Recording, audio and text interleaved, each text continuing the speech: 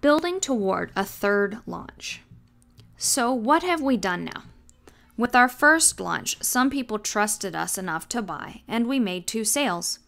10 days later, we do another launch, and 2 more people trust us enough to buy, so we make 2 more sales. Now we have 96 on our list who did not buy. What do you think we're going to do in 10 more days? If we have a third product, then we're going to put our third product in there.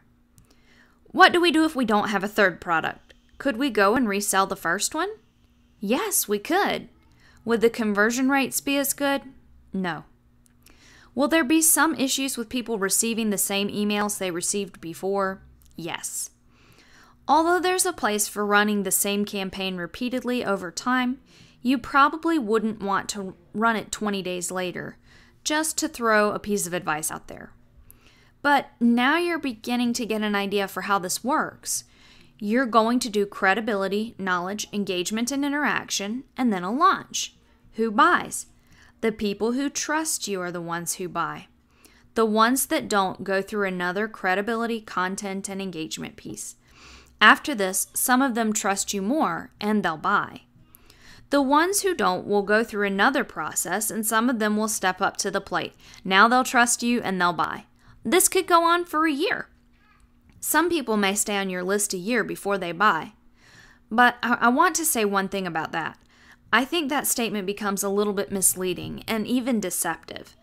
If someone stays on my list long enough, sometimes they'll buy in the long run.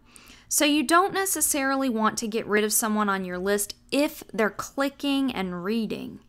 Keep them if they're active. If you don't care too much about open rates and you're not worried with your autoresponder service and your deliverability, then you may never take anybody off your list. People may stay on your list for a really long time, and some people buy. It's really easy for us to say, because some people buy, let's make all of our marketing targeted to the people that buy. Instead, what you do is have all your marketing up front, and when people are ready to buy, they do. Keep those active subscribers.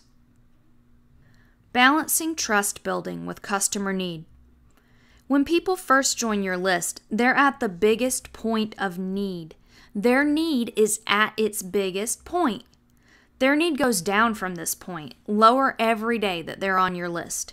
Now their desire for their need probably goes down too, but their trust level in you goes up. Now at some point there's an intersection. If you were to graph this out, we would have a downward sloping curve for the need and perceived need, and we would have an upward sloping curve for trust. When both of these meet, that's when they'll buy. You'll have more people that have more need early in your campaign. If you look at this mathematically, it would be the shaded area. If you were to have a downward sloping need curve and an upward sloping trust curve, then you shade that far area to the left, and that would be the greater possibility that people might buy from you. We can look at this from a few different perspectives. I hope now I've given you enough to realize that people need you the most early in your campaign. If you wait 9 months to present something to them because you want their trust to be on the highest, most of them don't have the need anymore. So what you want to do is focus on making sales early on and maximize the amount of people that trust you. Then as people begin to trust you more in the future, you can rerun old campaigns.